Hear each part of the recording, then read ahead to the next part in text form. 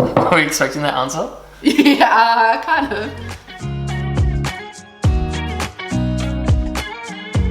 Hi everybody, welcome or welcome back to my channel. I'm here with my partner slash boyfriend, Lewis. Hello everyone, it's good to be back. It's been a while. It's been a while. I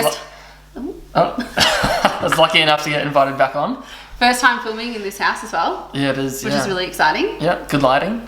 So today we thought that we would talk about some financial topics that you should be having with your partner. Yeah. Because finances or money is one of the main leading reasons why people break up or that their relationship doesn't last. Yeah, I've heard that statistic as well. I think it's like one of the top three things or something. I think it's like one of the top three reasons why couples or marriages don't last is because of money or like financial stress. Yeah. And I think a lot of that comes down to not having conversations early. Yeah. And people not being on the same wavelength or having the same like understanding as their partner. Yeah. So I thought that we would talk about some of them today. On my Instagram, I did ask for some of you to send in some questions or things that you want us to discuss. Before we actually get into the questions, we would give a bit of background on our relationship. Okay. Because, you know, we could just be any two people talking about money, but I think it's good for people to have some sort of understanding of us and our relationship as well. Okay. So we've been together for almost 5 years. Almost 5 years, yeah. We have rented together. We have bought and sold a house together. Yep. And we have also purchased a second home. Yep. So there's some of the big financial, events that we've had to go through as a couple and navigate all of those kind of financial like scenarios. Yeah.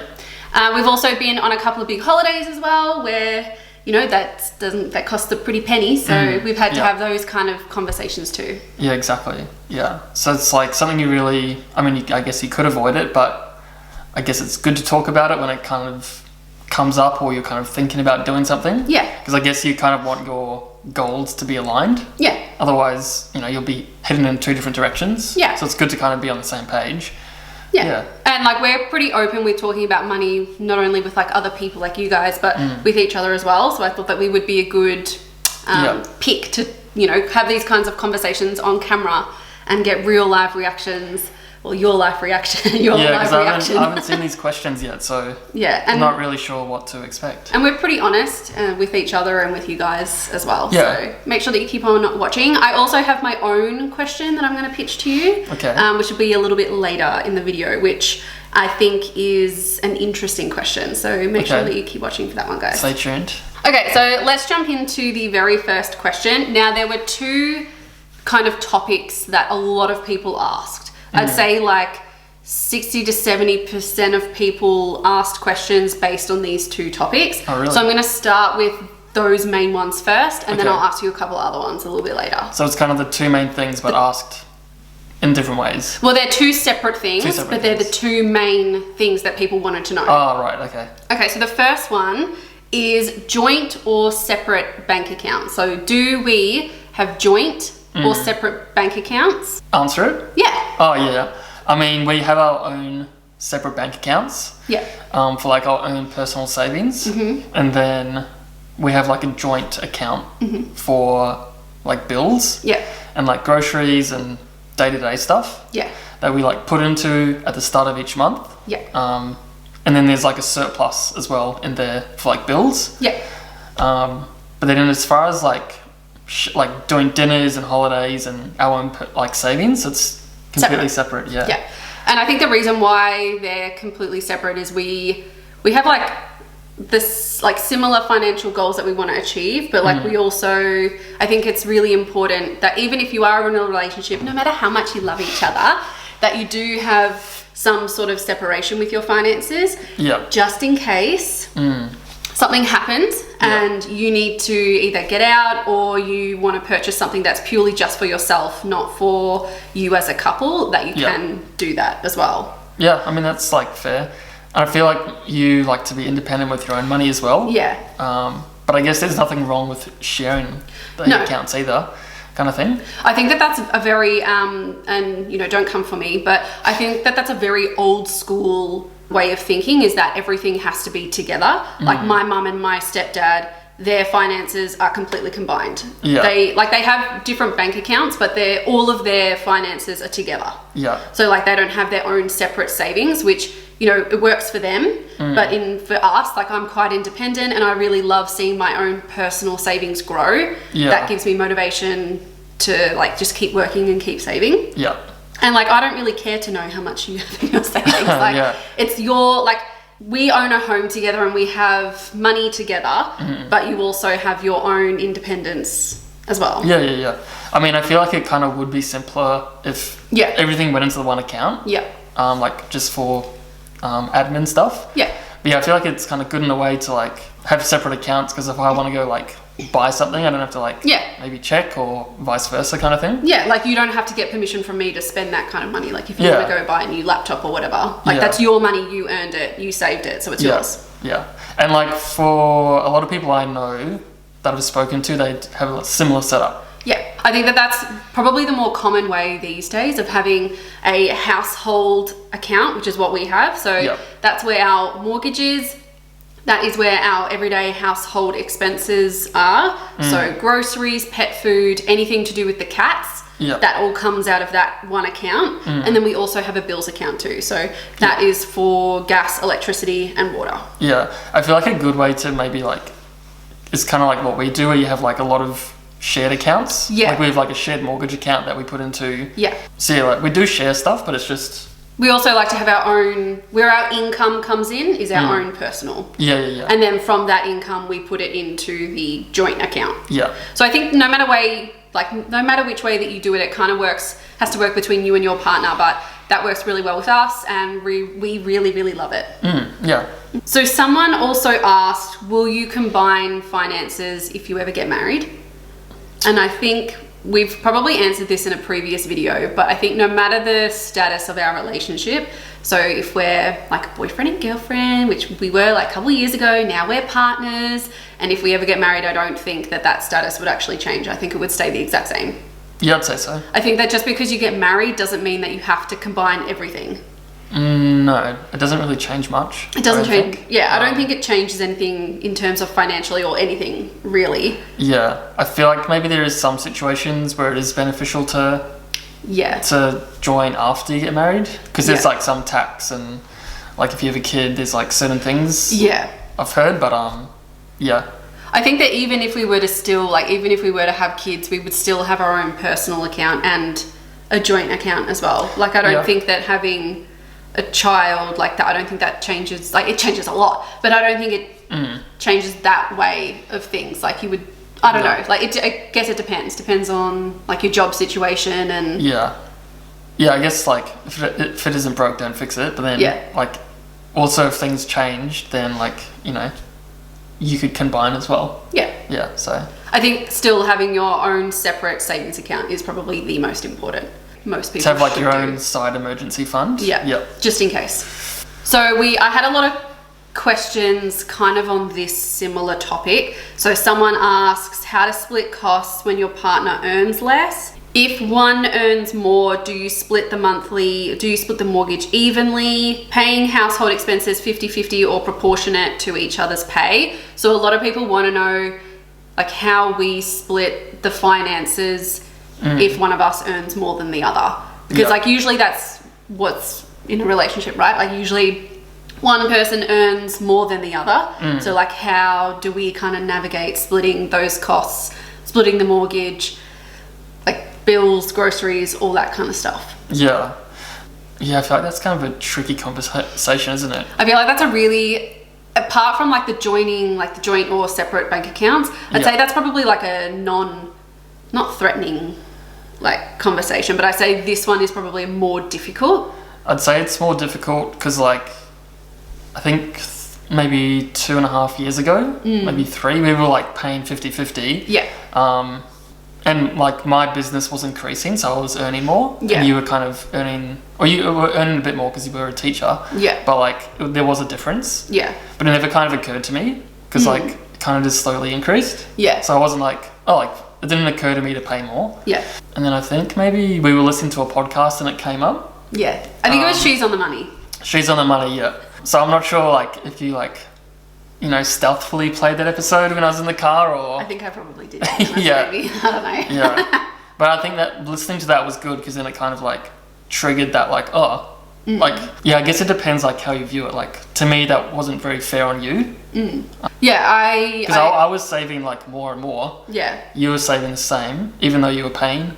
You were paying the same. Yeah. Kind of thing. So I felt like I was having like a slight advantage. Yeah. For my savings. Yeah. Because And I think that that's really hard if someone is earning. I'd say if you were earning very similar amounts and there wasn't that much of a difference, I don't think it really comes too much in effect. Like if someone's earning 100,000 a year and someone's earning like 110, like really there's not that much of a difference. Yeah. But if someone's earning, less and then someone's earning like a significant amount more, I think that it's only fair that you split it in proportion to someone's wage. Yeah. Because then you're putting the person who is earning a lot less at a disadvantage because they can't save. Yeah. And like they're kind of not living up to like the higher earners lifestyle, but it's just putting them more financially behind. Yeah, exactly. Because they're paying the same amount of expenses. So let's say that the mortgage is $2,000 a month per person. Yeah. And the person who is earning less can only save like $200 a month after everything else. And then the person who is earning more can save like $1,000. Yeah. That's a huge disadvantage to the person who is earning a lot less. Yeah. Like massively. Yeah, like I think for our last place and similar to here, like we were doing 50-50 for mortgage. Yeah. But then we changed it. I think I was doing like 75%. Yeah, about that. 25%. And then also it's like the extra things, like if someone's earning more, they might be like, oh, let's go out for dinners more. Yeah. Let's go for holidays. Yeah. So that also puts more stress on the other person as well. Yeah. Because then they kind of like want to kind of keeping up with the other person's, income, yeah. Income and what they want to do. Yeah, like they don't want to have to say, they don't want to feel like they have to say no because like their partner really wants to do it, but they're probably more willing to sacrifice their own savings or their own like financial future and try and keep up with their partner. Yeah. When like really that's not fair. Yeah, 100%. Like, and I feel like going back to the first thing, I feel like this is very more common for like couples, younger couples. Yeah. Because they do have split finances. Yeah. So then you are putting into one account.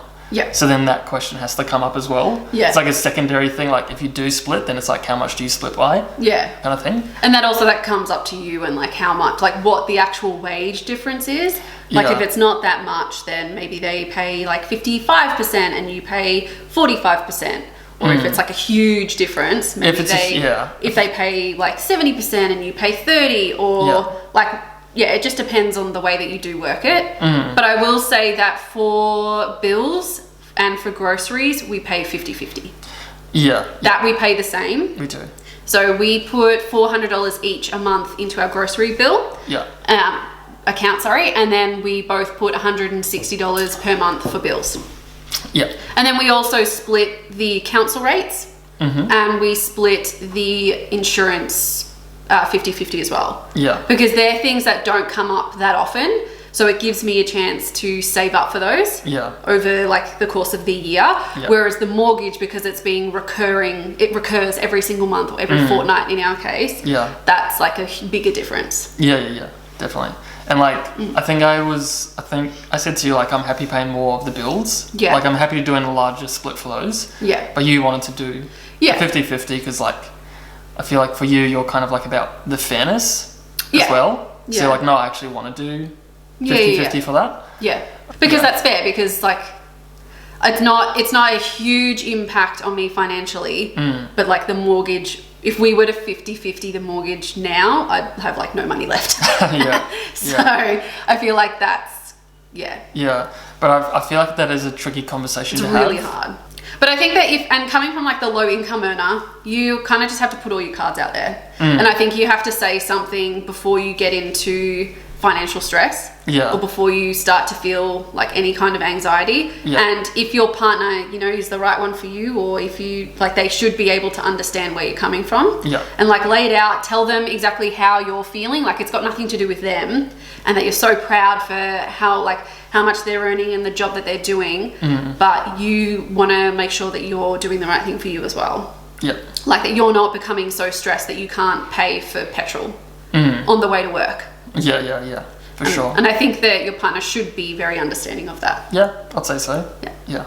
Oh, so someone says, this is kind of like on a very similar topic. If someone earns a significant amount more, how do you keep up with savings? So I guess that's kind of like the same conversation of, if you're not able to save, or like if you're finding that you're not able to save any money from the month, but you know that your partner is able to save like a significant amount of money, I think that conversation definitely needs to be had.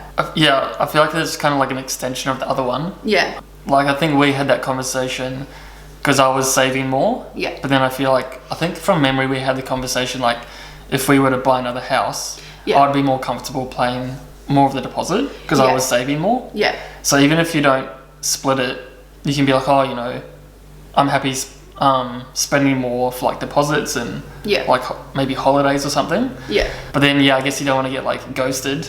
Yeah. Like in a potential relationship where like, you know, if someone's like, oh yeah, I'll do this and do this, and then they don't do it, and they don't do it, kind of thing. So yeah, I don't know if that's very helpful. I think it's just I think you just need to be honest. Yeah. Like you really need to say like, I'm only able to earn $50 like a month at this stage. Like, can we figure out another way that I can contribute to the household? So someone has asked, do finances change when you are married or become more serious, such as having kids? We can't really answer that like fully because we're not married and we don't have kids, but we can give our opinion on it. Yeah, I mean, I think we've covered the marriage part. Yeah. And kind of the kid part. Marriage, no, I don't think it would change. Yeah. But maybe for kids, yes. Yeah, I think we've spoken about this before. Like, if we have a kid, then I guess like we're lucky enough to be in a situation where like I'm able to help out more with the bills and stuff. Yeah. Like during that period. Yeah. And I think you said you like want to get back to work. Yeah, I would want to work after at like least X amount of time. Yeah, like I would want to work at least 1 or 2 days because I feel like I'd go absolutely nuts. Yeah.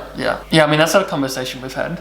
Yeah, and I think that when like if or when it comes down to it, and you know we've had the baby, congratulations to us, and I'm not working like at all for the, I don't know what a standard maternity leave is, like 3 to 6 months or whatever. I think that I would still, during my pregnancy, I would save up money for myself so then I could still spend it on whatever I wanted to. Yeah. But I think, I would become much more reliant on you for like groceries, bills, mortgage, like all of that sort of stuff. And that's a conversation that we would have, you know, before we were to have kids. And we've already had that conversation anyway. But I would be, which is a lot of pressure on you.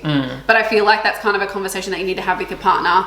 Even if like you're the female and you are earning more, like you still need to have the conversation with your partner who is potentially earning less, and maybe they're the person who stays home with the kid while you go back and work.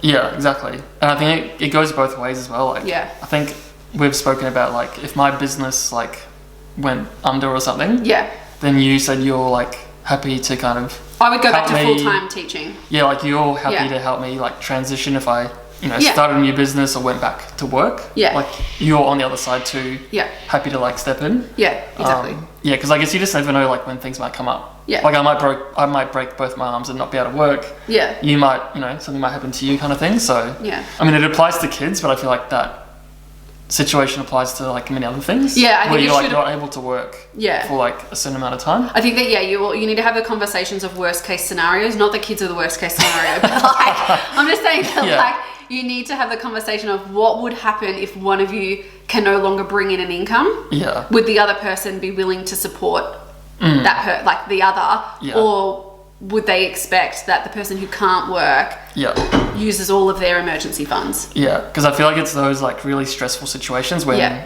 things start to happen. Yeah. When things start to break down. Yeah, but I think that if we were to ever have kids and I wouldn't be working for the next couple of months, I would certainly have my own set of like a little bit of money that I could still play around with and like go see friends or still be able to go out for dinners and whatever. But in terms of like the mortgage and like bills and stuff, I'd certainly be much more reliant on you. To be able to do that. Yeah, and I feel like having that conversation maybe before you have kids or whatever, that kind of like also helps me prepare. As well. Yeah. Kind of thing. So to get it thinking and be like, okay, well, is this the right time for us to have kids? Like, am I financially prepared? Yeah. to like pay all of that. Yeah. Because some people might not be. Yeah, exactly. Like, because it's a lot of money. Yeah, I mean, like, we're in that situation, but, you know, sometimes there's just no money at all. So yeah, it can be really hard. So yeah. And like those people that, you know, are in that kind of unfortunate situation, like, hats off to you. Like, yeah. what you do is amazing. Or like if we didn't have savings, like, yeah. you know, you might have to get like an extra job. As hard as it might be, like, you just gotta sometimes I guess do what you do in those situations, kind of thing. So yeah. We're very, very fortunate.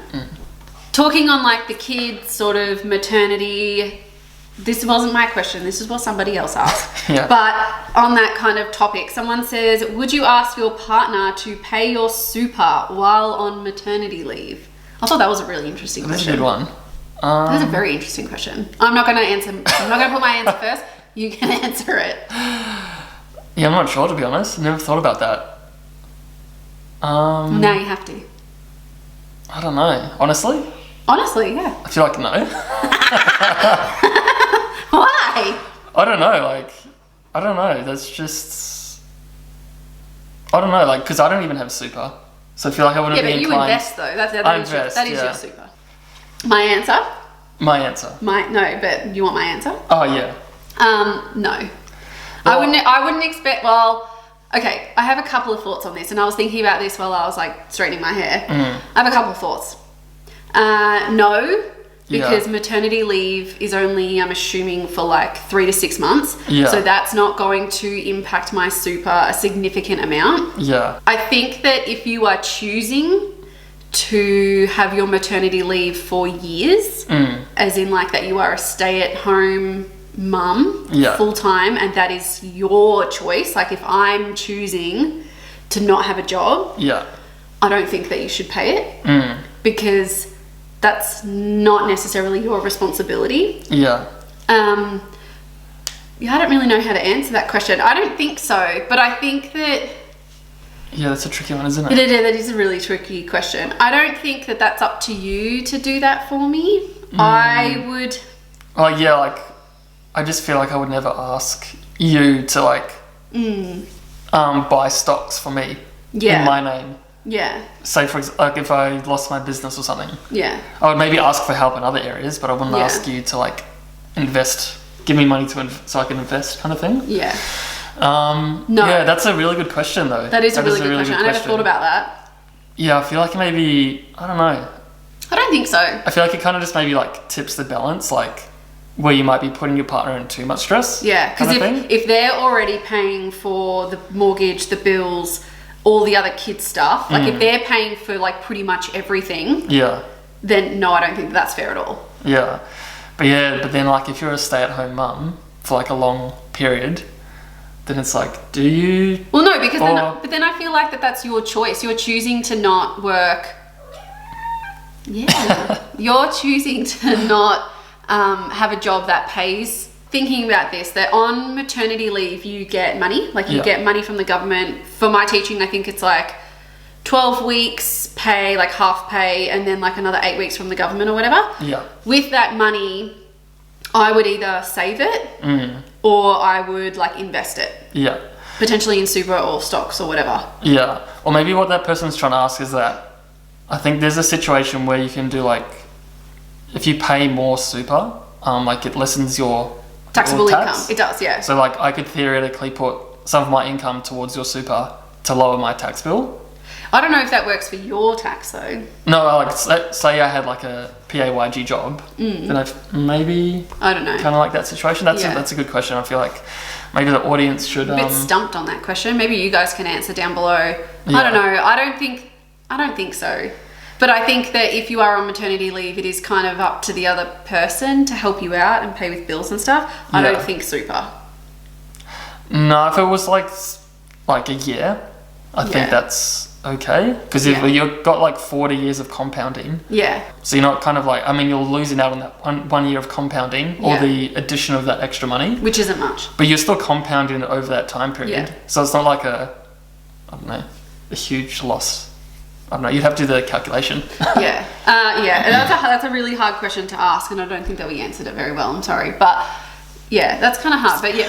I mean, I might have been a bit brutal and was just like, no. No, but we agree with that though. I don't think that you should. I I don't think that you I mean, should. it's kind of my gut reaction, but then like, I don't know. If I heard like a good argument for it, then... Yeah, persuade us. Yeah, persuade me. Persuade us down in the comments. This person has asked, how do you manage IOUs? Okay. So we don't necessarily do them. No, not really. Because we kind of... Not like, it's an unspoken arrangement where like you'll buy the wine and I'll buy like the takeaway. Like we kind of do it so then it semi-evens out. Yeah, you kind of just get to feel like, you know, you got breakfast, I'll do lunch. Yeah. Or like, you get the wine, I get dinner. Yeah. Kind of thing. Or like, you'll buy drinks at the first bar and then I'll buy drinks at the next bar. Yeah. Like we kind of work it like that. Yeah. Or or like I'll get drinks and you get the Uber home. Yeah. Or like vice versa. Yeah. But actually for like IOUs, like can I borrow like a couple $100? Yeah. Because I don't have my card on me. Yeah. Then I feel like, yeah. Then I feel like that person needs to have like a kind of deadline, like you need to pay me back when you get We're brutal with each other. But I've never... You're gonna like kneecap them or something? I've never asked you for money though. No, like I feel like the only situation where that's come up is like, I've lost my card or I don't have money on you. And I'm like, oh, can I borrow? Oh, actually, no, we did $200 have this situation yesterday. We went to Kmart and we were at the card-only checkout and I only had cash. And so I said to you, I was like, oh, I don't have my card. I don't have any money on my card. Like, you'll have to pay. Yeah, if it ever comes up for like an IOU, I'll just be like, oh, like just shout me dinner next time. Yeah. Which is, I went and what did I do? I paid for our Devonshire tea in the afternoon. Yeah. So I paid for like coffees and scones. Yeah. But like in terms of like actually borrowing money, we've never actually borrowed money from each other. No, we haven't. The only time it really comes up is like, I think some of the bills come out of your account. Yes, I pay for council rates and home insurance. Yeah. So then you just let me know like, oh, you need to transfer me $500, whatever. Yeah. And I always let you know in advance as well. Yeah. So like if you are doing situations like that where one person's paying all the bills, like let them know early and give them enough time. Like don't be like, oh, okay, the home insurance was $1,000. You need to give me $500 by tomorrow. Yeah. But that's not fair. You need to give them ample time to like get their stuff together. Yeah. But like, say for example, you did do an IOU. Yeah. Some, like the other person might not be happy with like, oh yeah, I'll get you dinner next time. Yeah. Because if, say, that $200, you actually might want to buy something with that. Yeah. Or like put it towards like invest. Yeah. Like you can't invest at dinner. No, you kind can't. of thing. But yeah, I feel like you could just ask. Yeah, I think you just need to say, oh yeah, like that's fine, but are you able to pay me back within a week? Like, I think it's the way that you word it. So, you know, if you were to ask me for $200, I'd be like, yeah, sure, but are you able to pay me next month when you get paid? Yeah, and then maybe you just be like, oh, because I wanted to do blah, blah. This, yeah. Or because I wanted to put that back into my savings, or I wanted to invest it, or I wanted to buy a new top or whatever. Yeah. I think as long as you give them like a time frame and a reason, then they're more likely to do it. Yeah. But it's your partner, like you should be able to have, and like I know it's not the same with everyone. I think we're so lucky with the way that we can talk about money so openly. Yeah.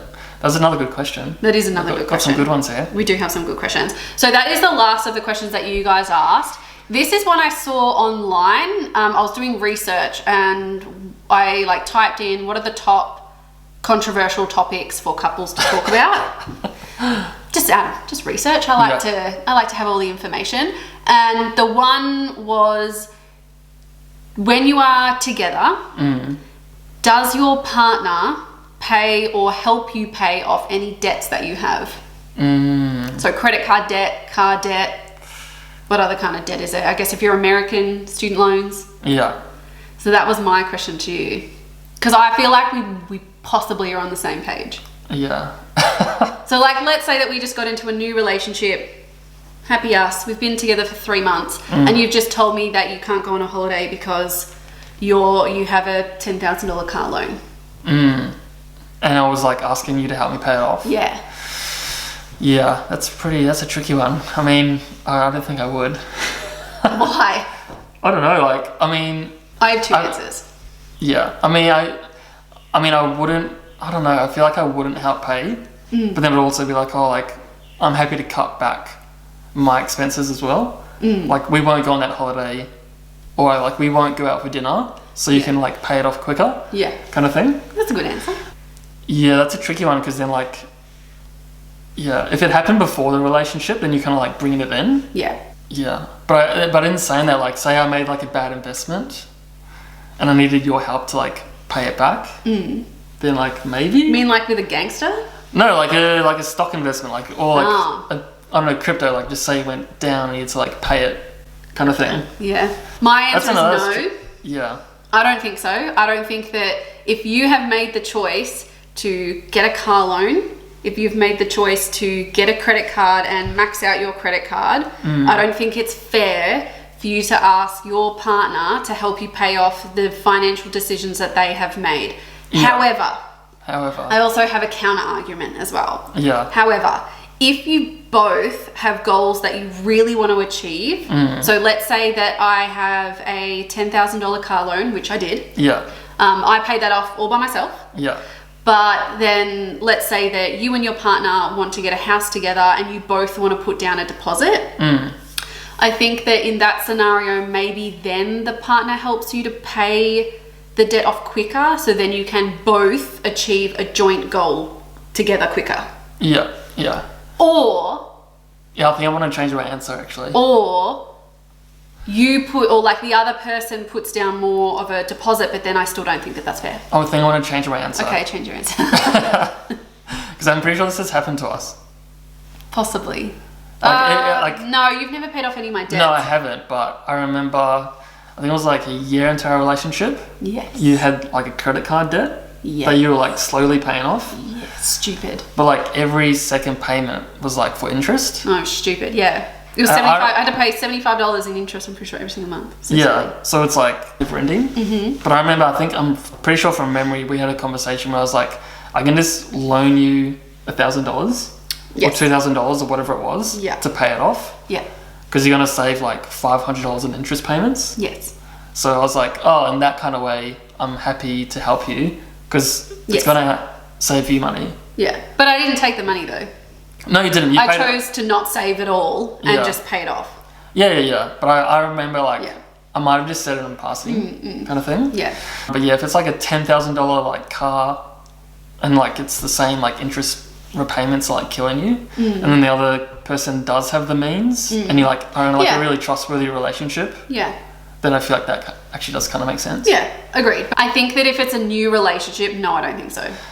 Yeah, if it was a new relationship, like I'd be a bit cautious. Yeah. I think that if you were in a long-term, stable relationship, you'd had those money conversations and that you do actually have joint financial goals that you want to achieve, then maybe that's probably the only scenario that I would say. Yep. Okay. Yes. Like I would never expect for you to pay off my debts for me. Yep. So I don't have any questions from the top of my head, but I'm going to go get my laptop and ask ChatGPT financial questions to ask your partner. Okay. Okay, so I'm back with my laptop. And if you don't know what ChatGPT is, it's kind of just like a artificial intelligence like tool where you just give it questions and it kind of spits out things for you, or you give it prompts. It's like the thing of the internet. Yeah, so I just said, give me controversial money questions to ask my partner. And it gave me 10 questions. Okay. So some of them are like pretty basic. Yeah. But one of them here is, have you ever hidden any purchases or financial transactions from me? Oh, that's a good one. That's a good one. Have I purchased, apart from like birthday presents, but you end up finding them out. For me or for other people? No, for you. Oh, for me, yeah. No. What about? I did hide my credit card debt for a while. Did you? Yeah, I didn't tell you that for a while because I was really embarrassed.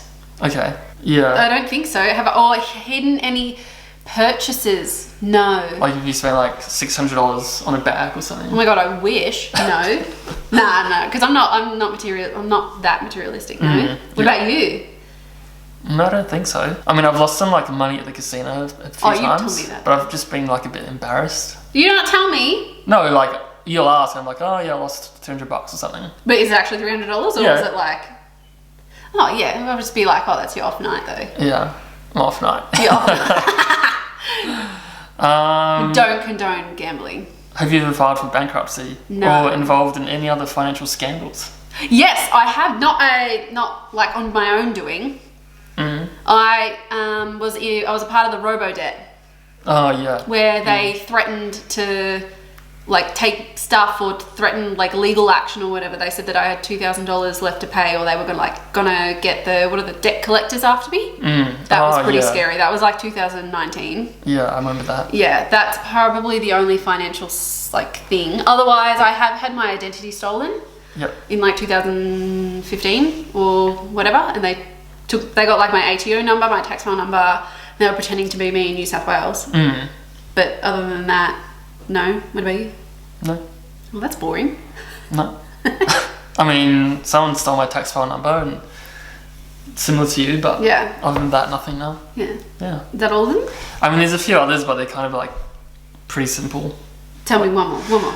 How do you feel about us potentially having to make sacrifices in order to achieve our joint financial goals? Ooh. And another one is, what is your salary and how do you feel about disclosing it to me? Oh, I tell you all the time how much I earn. I already tell you how much like I feel poor. I earn $401 a day as a teacher. There you go. That's what I earn. How do I feel about potentially having to sacrifice? I think it depends on what I'm sacrificing. What am I sacrificing? Food? Yeah. I don't mind sacrificing like takeaways and not meals, like takeaway, cinema, like going out for that kind of stuff. If it means that we get to do something else. Yeah. I think it depends on what the sacrifice is. I just thought of another one as well. Okay, ask me. From my head. Okay. Okay. If we were like to get married. Okay. How would you kind of like, would you want to split 50-50 or like get one person to pay more than the other for like the reception and all that kind of stuff? Ooh, that's a good question. I actually have another question to follow on from that, but I'll answer this video's going to be long. I know. I think it depends on what we want to do. I think it depends on if I really want something in like the wedding that you could give like zero shits about. Yeah. Then I would be willing to pay for it. So like, let's say that because we don't want to do traditional, we would want to do more like party. Yeah. But like, let's say that I wanted to have like a full cocktail bar. Yeah. I would be, which I'm sure you would too, but I would be more willing to put more money towards that. Yeah. And like you not do that because it's something that would make my day. Okay. Even though it's our day, but like, that would make it more special for me. Yeah. But I think like flowers should be 50-50. I think like food should be 50-50. I think in terms of like the dress, I think that's on me. Yeah. Because it's my choice what to wear. Same with like the tuxedo and stuff. I think that's onto you. Yeah. I think the rings, like with a wedding band. Yeah. I think maybe that's 50-50 or like they're equal-ish of value. Yeah. Maybe. Yeah. So I think you'd want to split it. I think closest to, because like that shows that you really are joint, like it's a joint union. But in saying that, if there are things that I really, really want, I'd be willing to put more money to it. Yeah, I feel like for something like that, it's got kind of more of a significance to it. Yeah. So from what I'm kind of understanding. Yeah. So like I think if I wanted a particular photographer, but you could care less about who took our photos, I'd be more willing to pay like extra $1,000 or whatever for that particular photographer. Yeah. Because that's important to me. Okay. That's fair enough. Yeah. But it's the same thing. Like if you really, really wanted an elephant at the ceremony, you're paying for that. Yeah. Or like a zebra or something, or a cockatoo. Do you know what I mean? Like you pay for what is significant to you. Yeah. If the other person doesn't really care. That makes sense. My question, and this is a good question, if you are thinking about getting married, or if you are, in a relationship and you're talking about marriage, my question to you is, which I already know the answer, but I want your opinions in the comments down below. With the engagement ring, who pays for that? The guy. Okay. Only the guy ever? Or the woman? Or depends on your relationship combination? I feel... what do you mean? Like, if the guy's going to propose? Yeah. So, like, whoever is proposing... Yeah. Whether that be the guy or the girl... Yeah. Does that financial decision solely come down to the person who is proposing? Yeah. Even though it's mostly a joint decision? No, I don't think so. You don't think so? No. You think it should always be the person who's going to propose that pays? Yeah. Always? Yeah. Okay, interesting. Like, I don't know. I mean, yeah, I feel like that's the case. Okay. Maybe it's like more of those like traditional tropes. Yeah. Kind of thing. Yeah. Okay. Were you expecting that? I was expecting that answer, but I think that like sometimes maybe it's a bit more common now that like people split it. Is it? Like why should it solely rely on you when like I want to get married too? And I have a particular style of ring, like you know exactly what I want because I've shown you. I feel like if you have the means, then I can't see why not to. Yes. But if you're like struggling and you really want to like propose and be with that person, and you're like, oh, I want to get you the ring you'd like, but I can't afford it. Then I feel like that's okay. Yeah. So like, if I wanted this particular ring and it was out of your budget, would you then ask me to put money into it? It depends. Or would you if just it was like prolong completely outlandish, I'd be like, maybe not. Yeah, that's a good question.